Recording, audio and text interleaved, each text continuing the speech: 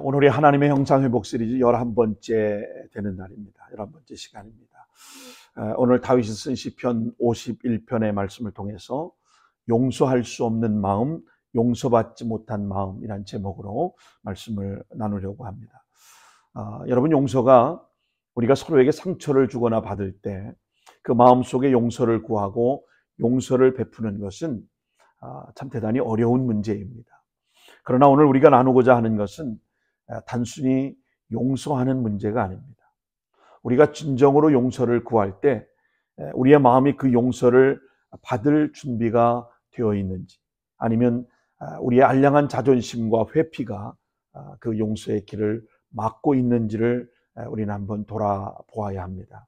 오늘 본문의 시편 51편은 다윗이 밧세바와 죄를 범한 후에 하나님 앞에 진심으로 회개하며 참회하는 그런 기도의 내용에 기록되어 있습니다. 이 시편에서 우리는 하나님의 자비와 은혜를 구하는 다윗의 고백을 읽어보면서 우리의 삶에도 용서받지 못하는 죄와 용서하지 못하는 마음을 우리가 한번 돌아보게 됩니다. 이 시편은 단순히 다윗의 고백만이 아닙니다. 어쩌면 이 고백은 우리의 고백이 돼야 할 것이고 우리의 고백이 될 수 있습니다. 우리가 진정으로 용서를 구할 때 과연 하나님께서 우리의 마음을 어떻게 변화시키실지 그 길을 함께 생각해 보며 하나님의 용서와 은혜를 깊이 깨닫는 그런 시간이 될 수 있기를 바랍니다. 오늘 본문의 1절과 2절을 여러분 보십시오. 1절과 2절에 다윗은 하나님께 대한 진정한 회개를 이렇게 고백합니다. 하나님이여, 주의 인자하심을 따라 내게 은혜를 베푸시며 주의 많은 긍휼을 따라 내 죄를 도말하여 주옵소서. 나의 죄악을 말끔히 씻어주시며 내 죄를 깨끗이 씻어 주옵소서. 아멘. 다윗은 하나님 앞에 자신의 죄를 솔직하게 고백하며 하나님의 긍휼을 간구합니다.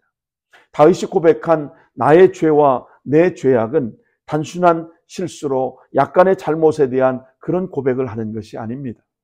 이는 하나님과의 관계에서 완전히 어지럽히고 하나님을 떠나게 만드는 심각한 죄를 그는 의미하고 고백하는 겁니다. 다윗은 그런 자신의 죄를 인정하고 그것을 하나님께 고백하며 하나님의 용서를 구하고 있는 겁니다. 여러분, 우리는 종종 내가 잘못한 건 알지만 용서받을 수 있을까라는 생각을 할 때가 있습니다. 그러나 다윗이 고백한 것처럼 우리가 진정으로 하나님 앞에 나아가 죄를 고백할 때 하나님은 우리를 용서해 주시는 하나님이심을 여러분 믿으시기 바랍니다. 우리가 하나님께 진정으로 통회하고 자복하고 우리가 하나님 앞에 회개할 때 하나님 우리를 외면하지 않았습니다. 하나님 우리에게 은혜를 주시고 하나님 우리에게 긍휼을 베푸시며 하나님은 우리가 회개할 때 철저하게 우리의 용서를 받아 주시는 하나님이십니다. 죄는 하나님과의 관계를 단절시키지만 진정한 회개는 하나님과의 그 관계를 회복시킵니다. 할렐루야. 여러분, 우리가 어떤 죄를 지었을지라도 오늘 하나님 앞에 진정으로 참회하고 회개하면 오늘 우리는 하나님과의 그 관계, 막혔던 관계, 죄로 인하여 중단되었던 하나님과의 그 관계가 다시 회복되게 될 줄로 믿습니다. 그렇다면 왜 어떤 사람들은 하나님께 용서를 구해도 그 마음이 편하지 않고 용서를 받지 못하는 것처럼 그렇게 느껴지는 것일까요? 여러분, 용서받지 못하는 마음에는 어떤 원인이 있습니까? 그 이유는 우리가 용서받았다는 사실을 확신하지 못하고 주님이 우리를 용서해 주셨다고 하는 그 십자가의 용서의 사실을 확실히 믿지 않거나 하나님께 주신 은혜를 충분히 받아들이지 않기 때문입니다. 여러분, 본문의 3절 4절을 주목해 보십시오. 다윗은 고백합니다. 내가 내 죄를 아오니 내 죄가 항상 내 앞에 있나이다. 내가 주께만 죄를 범하였고 주의 목전에서 악을 행하였으므로 주께서 말씀하실 때 의로우시고 판단하실 때 정직하시다. 그런 고백합니다. 다윗은 자기 자신의 죄의 심각성을 깨닫고 그것이 하나님을 향한 범죄임을 그는 진솔하게 솔직하게 인정합니다. 우리가 용서를 받지 못하는 이유 중에 하나는 우리의 죄가 무게가 너무 커서 우리의 마음이 무겁고 그 죄가 해결되지 않았다는 그런 느낌을 우리가 받기 때문입니다.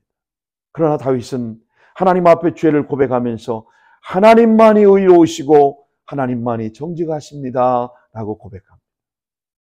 그 하나님만이 의로우시고 정직하시다 고백한 그 하나님 앞에 오늘 저와 여러분도 동일하게 의로우시고 정직하신 하나님 앞에 우리 연약한 모습들을 다 고백하고 내려놓고 하나님과의 관계가 회복되고 아름다운 하나님의 형상을 회복하는 그런 복된 저와 여러분 모두가 될 수 있기를 예수님의 이름으로 축원합니다.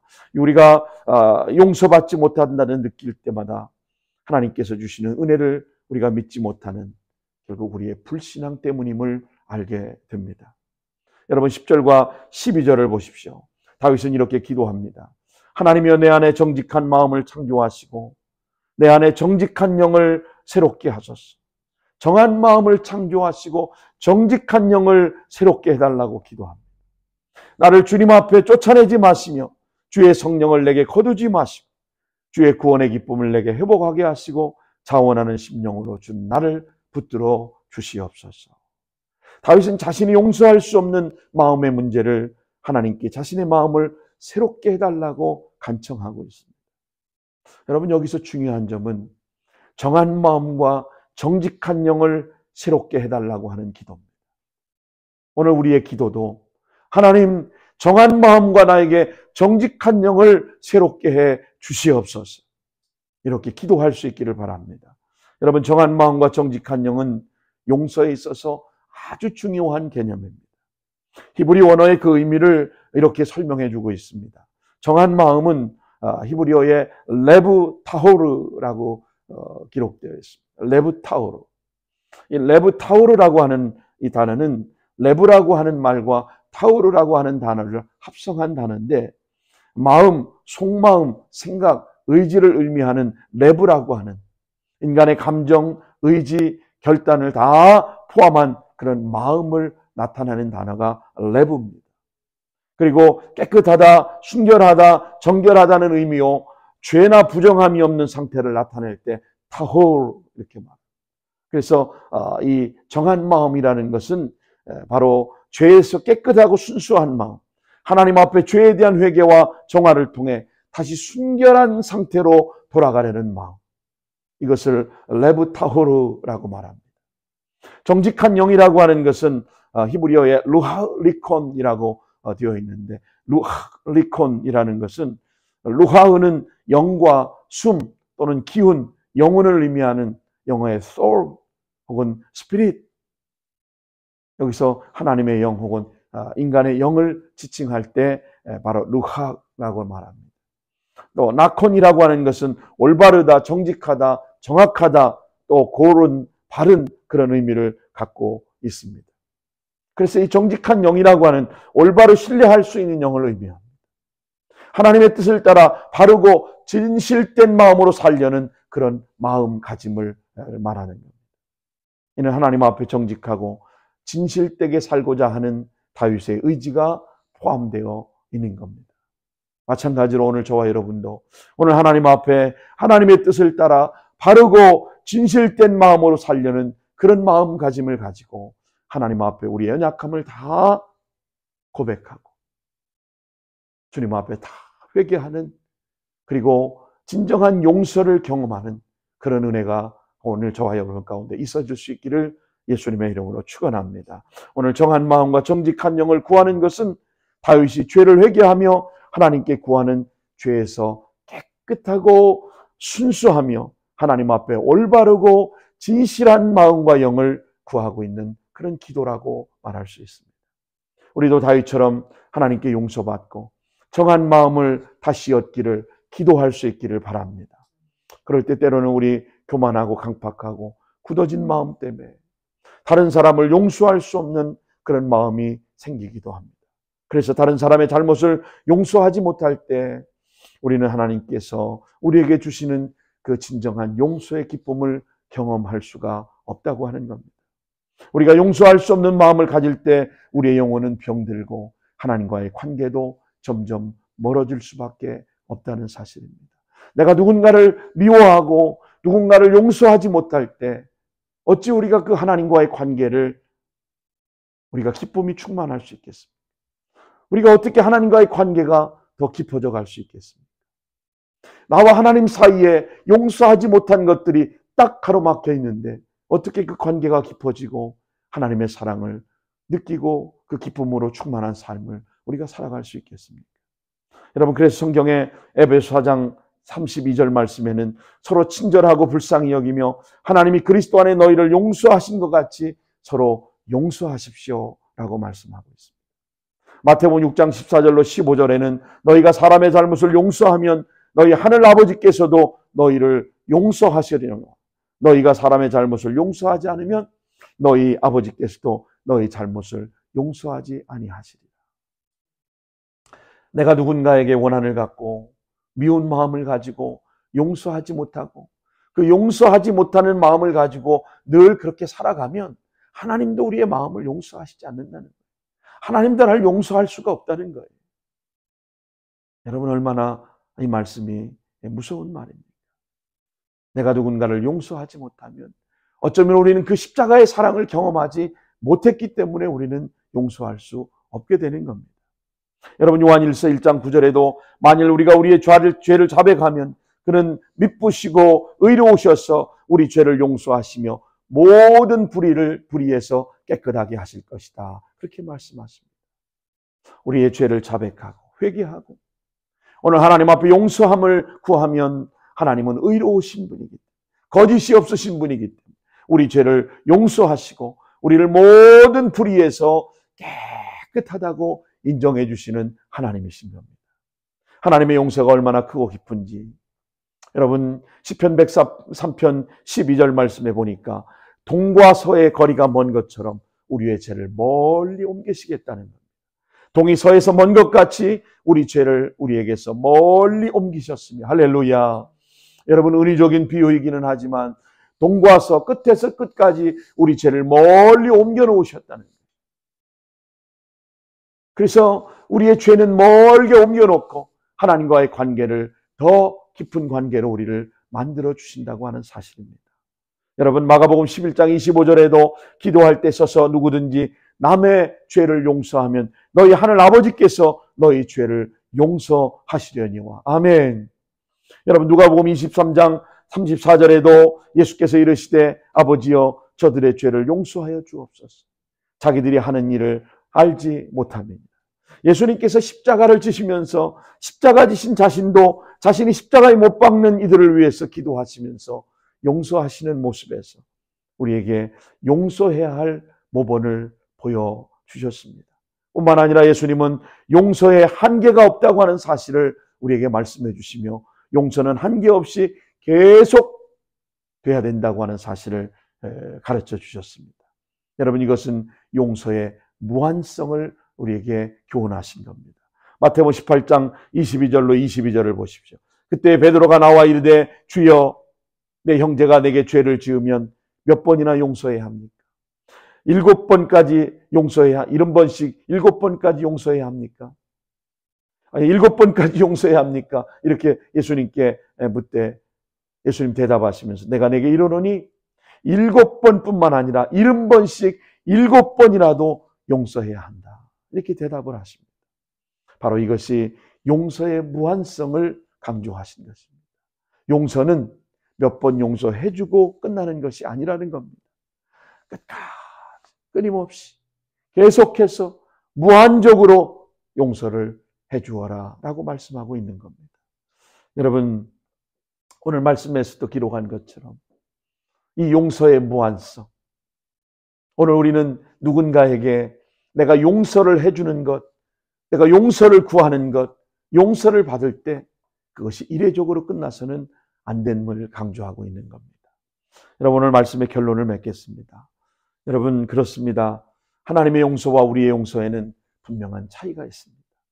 하나님 우리에게 용서의 기회를 주십니다.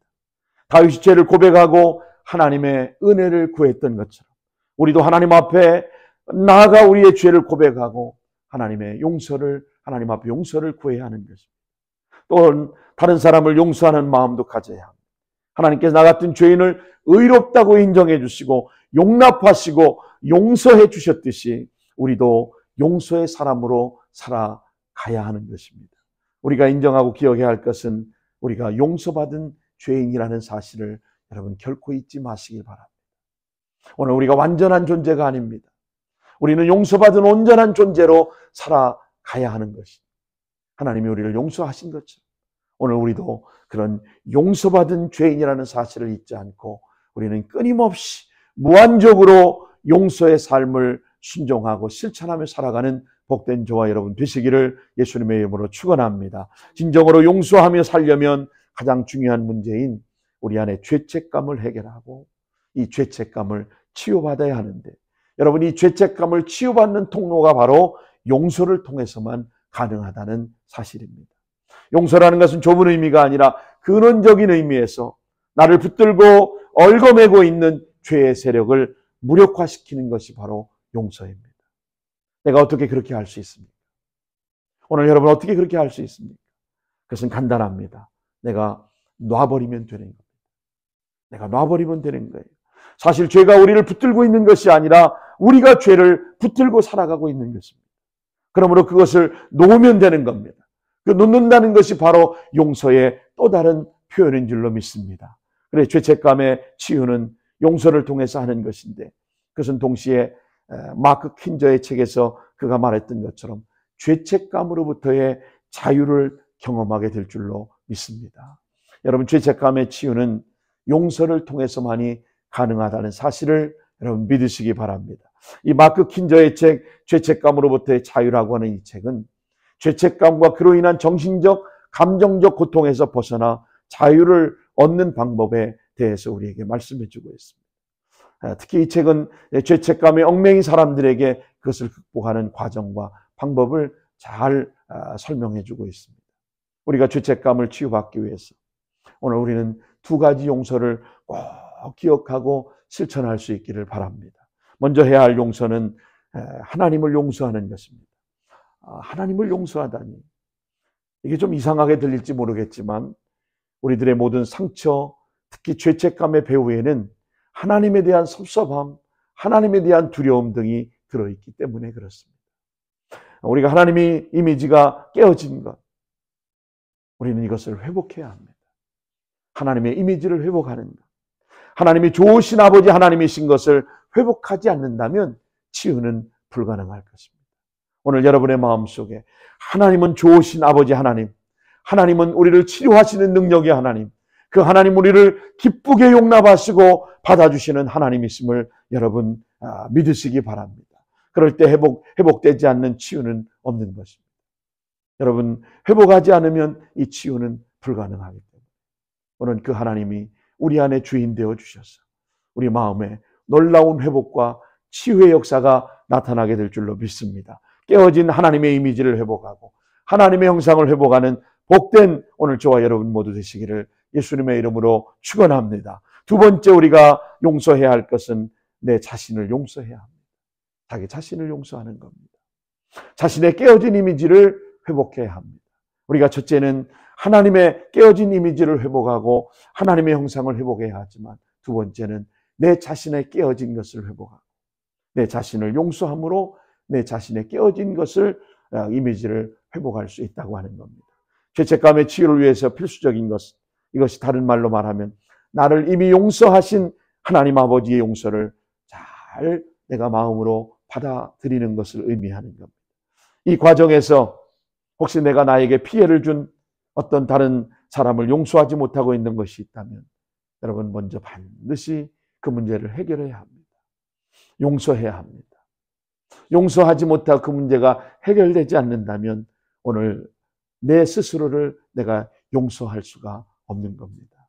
여러분 왜 용서해야 합니까? 바로 forgiveness is the flow of mercy.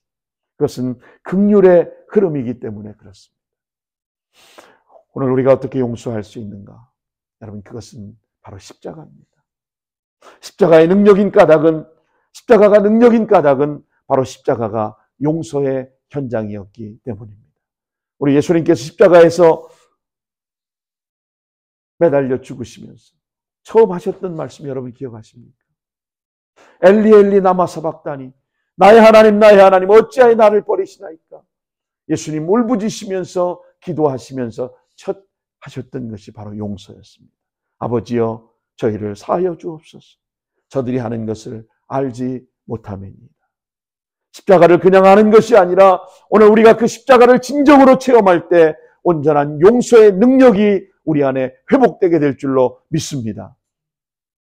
사랑의 원자탄 손양원 목사님의 유명한 일화가 있습니다. 1948년 한국 전쟁 직후에 이 손양원 목사님 두 아들인 손선과 손용과 함께 여러 가족들이 북한 공산당에게 끌려갔습니다. 당시 손양원 목사님은 그의 아들뿐만 아니라 자신도 공산군의 심한 고문을 당하며 옥에 갇혀서 어려운 옥고를 치르게 되었습니다. 그런데 끝내 이 두 아들이 고문을 견디지 못하고 감옥 안에서 순교를 당하게 되었고, 그 일로 인해 목사님은 큰 충격과 슬픔에 빠졌습니다. 그 후 몇 년이 지나서 손양원 목사님은 아들을 죽였던 원일이라고 하는 그 사람을 만날 기회가 있었습니다. 이때 목사님은 그 사람을 향하여 복수하거나 증오하지 않았습니다. 그 대신 목사님은 깊은 기도와 묵상을 통해 하나님의 사랑을 실천하기로 결심하고 하나님의 음성을 듣고 내 아들을 죽인 사람도 사랑하라, 이 주의 음성을 듣고 두 아들을 죽였던 김원희를 목사님의 양자로 삼았다고 하는 겁니다. 여러분, 어떻게 자신의 두 아들을 죽인 자를 용서하고 양자로 삼을 수 있었겠습니까? 손양원 목사님이야말로 십자가에서 그분은 철저하게 죽었기 때문입니다. 십자가에서 그분이 죽지 않았다면 김원희를 용서하고 자기의 양자로 삼는 것은 불가능한 일이었을 겁니다.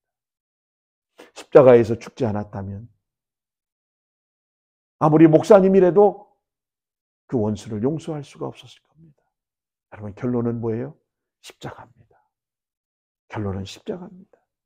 오늘 저와 여러분 모두가 우리 주님이 이 십자가의 능력을 다시 한번 체험함으로 여러분 안에 있는 죄책감의 상처들이 깨끗하게 치료되고 용서받을 수 없다고 생각했던 내 자신이 하나님의 용서를 경험하고 용서할 수 없다고 생각했던 주님의 용서함으로 우리 안에 있던 모든 상한 감정들을 깨끗하게 치료받고 참된 자유함을 누리며 사시는 복된 여러분 모두가 되시기를 예수님의 이름으로 축원합니다. 십자가의 도가 멸망하는 자에게는 미련한 것이요 구원받은 우리에게는 하나님의 능력이 된다고 성경은 말씀합니다.